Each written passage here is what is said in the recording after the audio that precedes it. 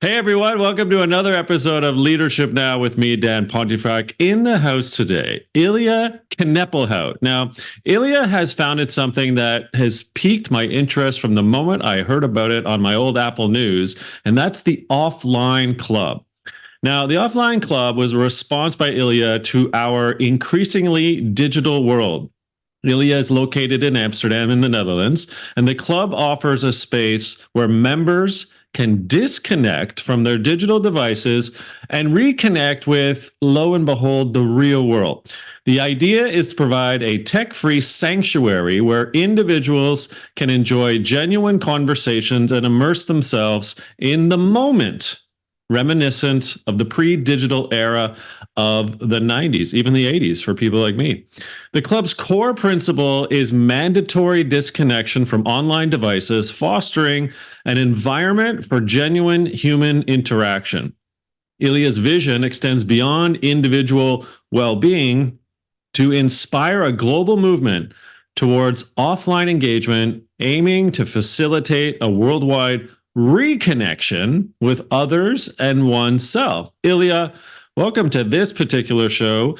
Let's Thank you very start much. first of all. Let's start first, Ilya, with why. So, what was the inspiration to create the offline club, and sort of how you ultimately transitioned from a concept to putting this thing in motion to actualization?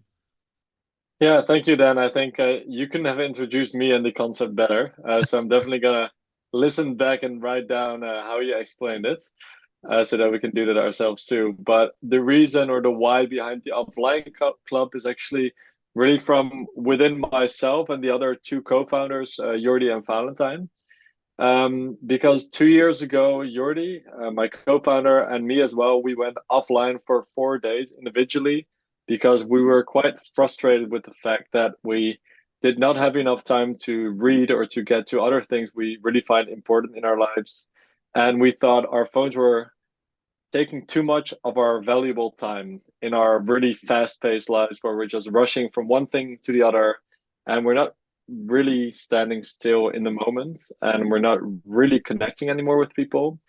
So that was an irritation we had ourselves, and the offline weekend, 4 days completely disconnected from the world, did us so much good in terms of creativity, creative input, inspiration. We got a lot of new ideas, but also a feeling of rest and a moment of reflection, uh, to realize what is really important to us. And that's when we thought, wow, this was so powerful. More people need to experience this. And that's how we actually came up with the idea to help and inspire others to go offline more often. So then take us through it. So people say, oh, I want to be part of this club. I want to be part of the offline club. So how do they find out about it? Because it seems like you sort of quote unquote, and ironically, of course, right, went viral online Yeah, from 100 or so people on Instagram to, I don't know, about 150,000 people are now following you on your Instagram account. correct. So Yeah. how do you get them in the door, and how are so many people interested, at least, in the Netherlands, if not Amsterdam? Because I think you're starting to go into Utrecht and other places in the Netherlands. Tell me a bit about Yeah. like how this is happening and why people are so curious and interested. Yeah, it's been going very fast. We only started the offline club 2 months ago in the beginning of February. We had our first event, and we have an Instagram account, right, to reach people. And so after our first event, I posted a reel. So in 30 minutes of my time, I created a reel, and without us having any expectation of it reaching anyone, it went viral. Two of our reels now have more than 15 million views. Wow. Yeah, it's crazy. We have over 150,000 followers within a span of about 6 weeks. So it's been very overwhelming. And I think it really shows that the world is screaming for more connection and less screen time.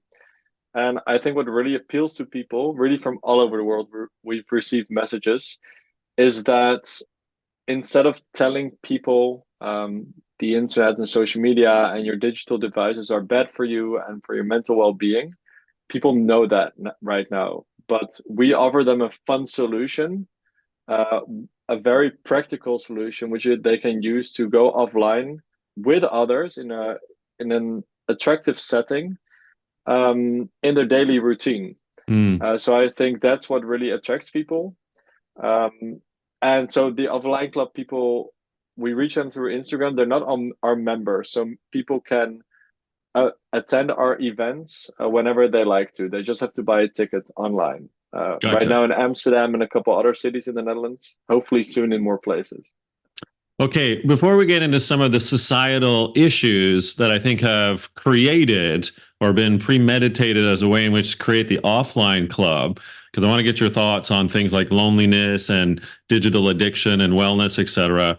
I was so tickled pink. I was pleased. I was thrilled. I was chuffed, as we say in England, that you outlined the 7 beautiful and unexpected things that have happened so far in your first 10 offline club digital detox hangouts. And so Yeah. I'm going to play them back for you. And so others can listen in on this. And then I want to get your thoughts in retrospect about sort of the event so far. So, Yeah. no particular order. You said 2 people forgot their phones upon leaving the event. So, goal achieved, you guess. I thought that was funny.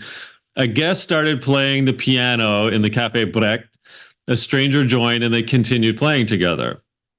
A young man from Turkey who lives in Amsterdam joined the event, found out about the event through his mom, who lives in Turkey, who read about you and the event in a Turkish newspaper.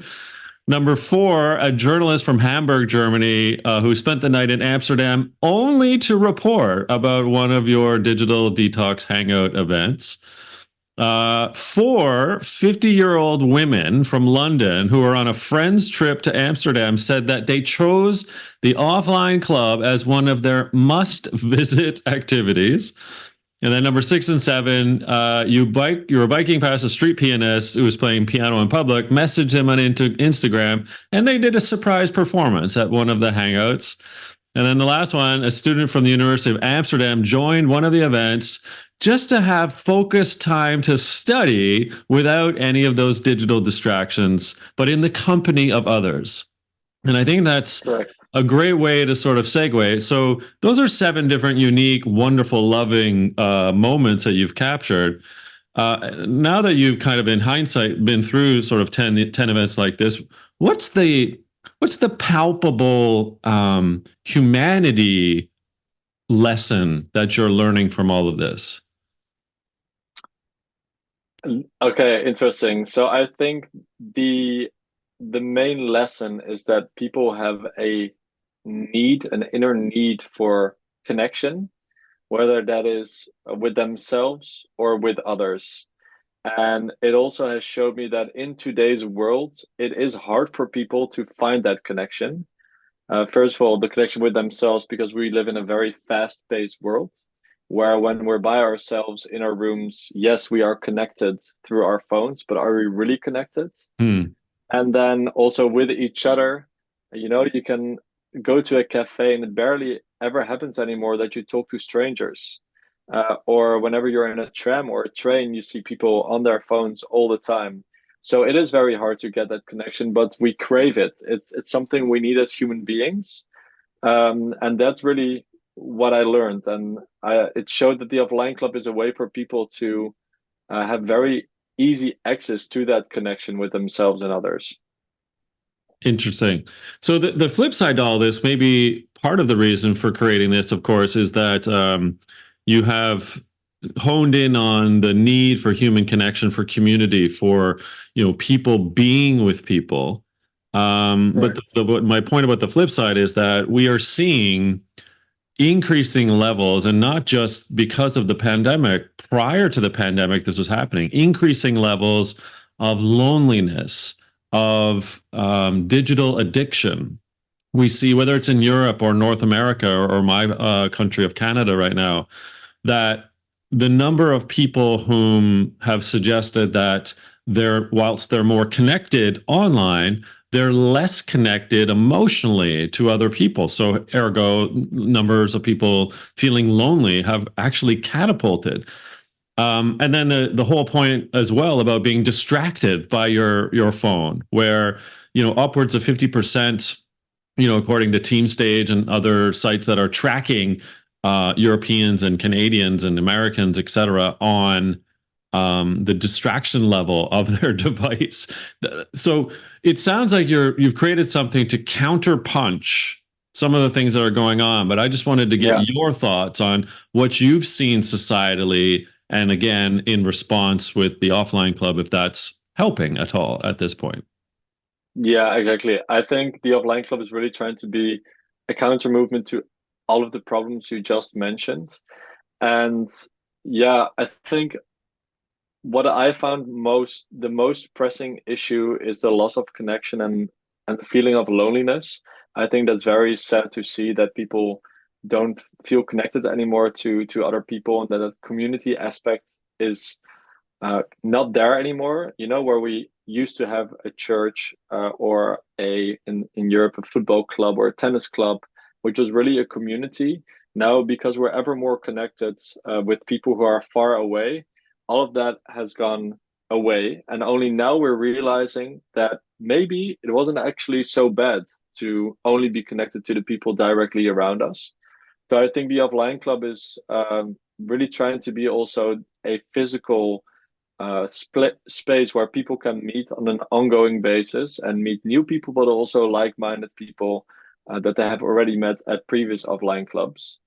Um, and then for me myself, my phone is really a huge distraction. It makes me anxious. It makes me stressed. It makes me feel like there's always something I still need to be doing. So as a student who came to us, being offline and completely unplugging from devices is a way to counter that constant distraction, which I see as, yeah, a big problem, and also actually quite quite hurtful that these social media networks and apps try everything to distract you and try everything to get your attention just because it will make them more money. So that's a yeah, huge societal issue that I think is should be fixed and should be a counter movement against it. Amen to that, Ilya. The notion that was swirling through my head as well as you were sort of remarking on my question was that the internet and devices have given birth to the global village, but almost at the expense of the local village. And it seems like the Yeah. offline club is trying to reinstitute or reincarnate back, thinking to your point of football clubs and bowling clubs and book clubs. Like the offline Hmm. club is this reincarnation, I suppose, of not bowling alone, to use a very famous book metaphor. So, do you see that you're trying to recreate the local village and how we can actually have body contact and body emotions and physical, emotional contact with one another face to face? In addition, at some point, still thinking that there is a global village, and you're not going to take down the internet tomorrow by the offline club. 100%. 100%. There's a quote, I don't remember from what book it was, but it says, our phones make us ever more connected to everyone except the people we're with. And I thought that was very powerful. And at the offline club, yes, we do try to bring people together in real life because we value real life and offline over online. However, we're not completely against online, right? We're not against phones, and we do see them as a very valuable and practical tool as well. Um, but we try to inspire people to go offline a bit more and to be more conscious about their digital behavior and to have a healthy digital diet, um, so that they can go offline more on a daily routine instead of having it impact and influence their lives so often. So I think these physical spaces and more the local approach is very important to have another option besides the global village, as you call it, to also have your local connection with the people directly around you. Love it. So tell us a bit about like what's been happening at some of these 10 events. I mean, I've seen some of the videos and the reels, but without spoiler alerting anyone on this, you tell me, you tell the listeners and viewers, like what is it like to attend one of the offline clubs?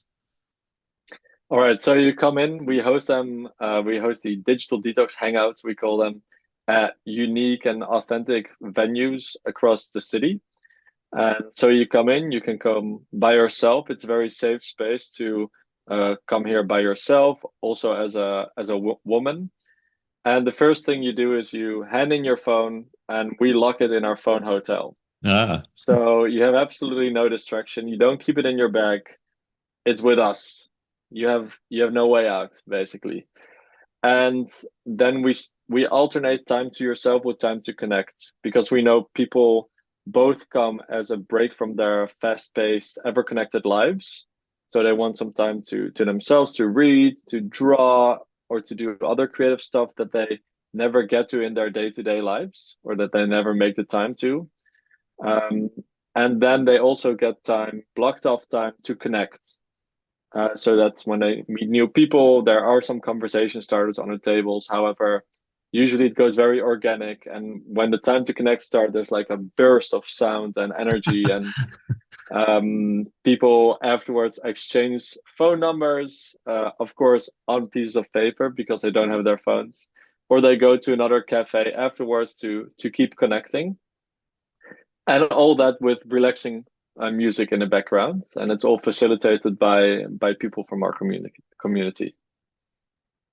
I've seen people also playing like board games and sort of interacting in ways that are physical but not digital. So do you see, and whereas others are just reading a book, or as you say with the student example, Yeah, right, studying and just listening yeah, to perhaps the murmur of other people yeah, interacting within the club itself. So tell us a bit about some of the physical things that are going on as well. yeah, yeah. A friend of mine actually visited two events so far, and he said it's just so fun to just observe people and to just be and think. And one of the other great things that, besides two people playing piano together, that have happened is that four people who didn't know each other before, one of them started part of a drawing, the other one then continued, and with the four of them, they created one big drawing, which I thought was just so cool. Wow. Yeah, and then we see a lot of people read. There was a lady in her 50s, I think, who came from England, and she said, I looked up from my book and I saw everyone read, and it just made my heart sing. And it was just, I thought it was so beautiful to hear that from an older lady who kind of got nostalgic about the good old times when people read in a cafe and was all good and no distractions, and then people connect, and they just live in the moment. Yeah. I have visited the Netherlands and Amsterdam in particular 7 or 8 times over the last 30 years. All right. One of my favorite cities. And those early visits, there were sort of the two types of cafes, right? There were the black or brown cafes and then the cafes. And so it was always interesting to go into sort of the cafes with the weed or the marijuana, because there was a vibe, and you didn't really see or feel technology. It was just people sort of happy. But even in the non-weed or marijuana cafes, there was people, again, still, I would say, extolling the virtues of being with one another and not on devices. And so, recently-ish, having gone back the last few years or so, I felt that Amsterdam was very much like other cities, where, again, very quiet, a lot of people on phones. And yes, there was Yeah. more interaction, I would say, than in North American cafes, Yeah. where everyone's on a laptop and Hmm. it's quiet as a library. What's your Yeah. sense of, is this an Amsterdam thing? Because the city's vibe and the Dutch themselves are a very communal and familial and connected physically type of identity already as a country, as a city. So do you see that as like, this is where it came from, Ilya? Like, this is because this is who we're supposed to be? We're the Dutch, for God's sake. No, I actually don't think so. So the Dutch are very good at having deep and honest conversations, but Yeah. mainly with people within their group and not so much with strangers. Um, and what you're saying is true. I also see a trend where people are more on their laptops in shops or in the cafes, I mean, and that connection part is missing a bit. So I don't really think it's because we're Dutch. Unfortunately, I wish I could say that, but I'm not of that opinion. Um, a lot of people who visit our events are actually also internationals. For them, it's quite hard sometimes to really establish themselves in the Netherlands, in Amsterdam, and find connection. And so the offline club is a way for them to meet new people. Excellent. So what happens, I guess, after the offline club? Meaning, you've had these events, and how are people continuing to connect, I suppose? Like, you feel that the offline club can ironically have an online club so that people continue to be Mhm. connected, or are they Yeah, just taking these relationships to Insta, to Snapchat, or what have you?